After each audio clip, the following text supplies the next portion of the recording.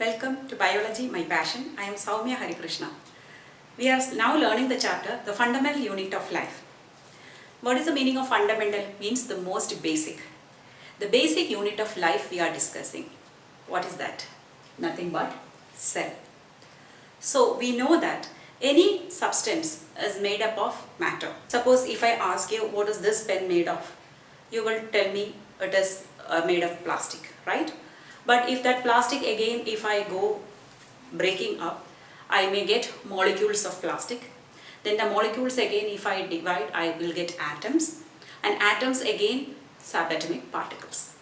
But a living organism, if you keep dividing to find out what is the basic thing that it is made of, we will end up in cell. Because if cells are again made up of molecules and atom, but we go to that, they become non-living. So the last or the basic unit of life is cell.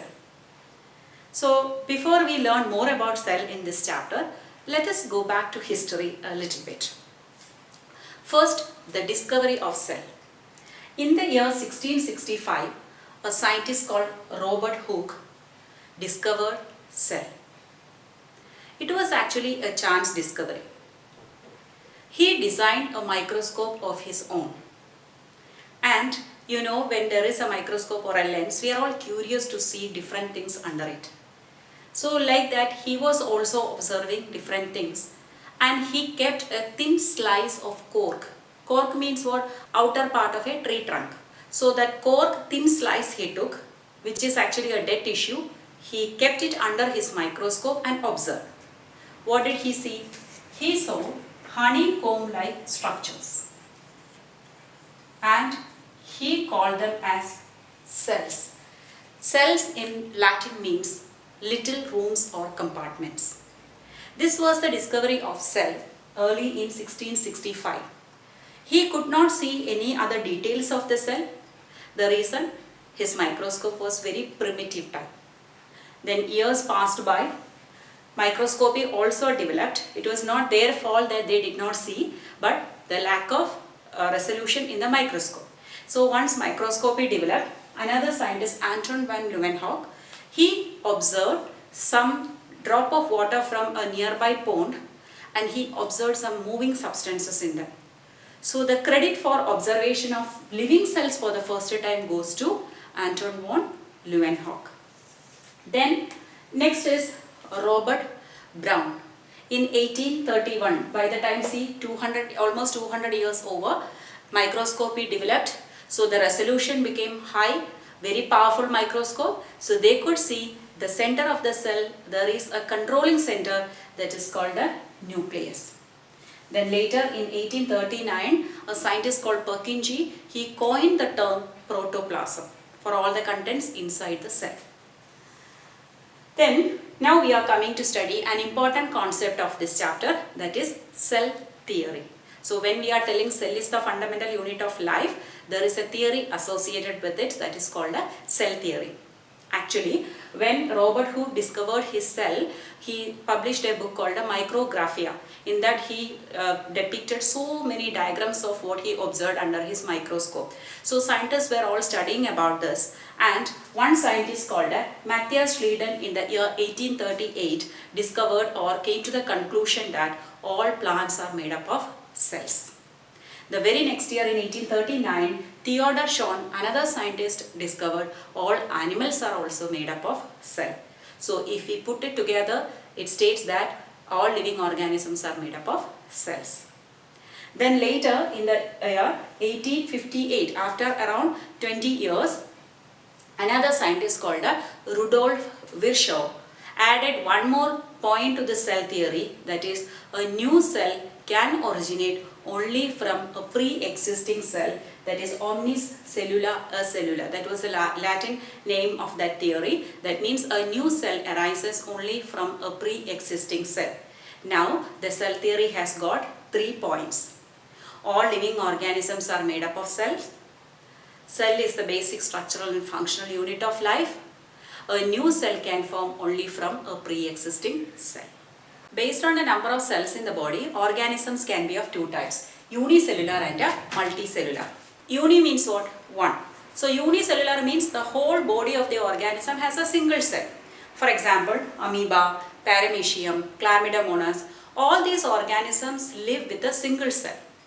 Whereas there are other organisms whose body made up of number of cells or thousands or trillions of cells. Those organisms with the many cells in the body are called a multicellular. Multi means many. Cells can be of different types. Usually if you have physical classes, you will be doing two slide preparations in the lab. One is the onion leaf peel. That means you have to take an onion, take a peel of that fleshy leaf. From the inner side you take a transparent layer and mount it on a microscope and prepare a slide. You will get like this. You can see very elongated cells here. So to see the onions peel, suppose you take a big onion, you can peel them off like this, individual ones, right? So from the inner side, this is called the inner concave side. From this you can pull out a small thin layer. You can see now I am pulling out a thin layer. Hope this is visible to you. Like this, you can pull out thin layer. A very thin piece only we require, so you can pull out very easily. And then what you have to do, you have to put it under a microscope, cut it into small piece and put it on a slide with using some stain, and then under a microscope you can observe cells like this. Whereas another slide you will be preparing is that of your cheek cell. You have to take a toothpick, scrape out your inner cheek very softly, then put it on a slide and mount it, and you will see like this. So one example of plant cell, another example of animal cell. You can see they are different. Their shape is different. Even within our body, different cells have different shapes. For example, our fat cells are like this. Our nerve cells are very long. Sperms have very small but tailed structure. Ovum is a huge structure. Our muscles are spindle shaped, smooth muscles, whereas our skeletal muscles have another shape. So, different cells in our body have got different shapes. So, what determines the shape and size of a cell? Nothing but function. So, remember, the function of a cell determines the shape and size of that cell. If you look at our body, we know different parts of our body are doing different functions. For example, our digestive system is digesting, respiratory system is respiring, excretory system is removing waste from our body. But if you look at a single cell, even within the cell, there are different parts of the cell doing different functions.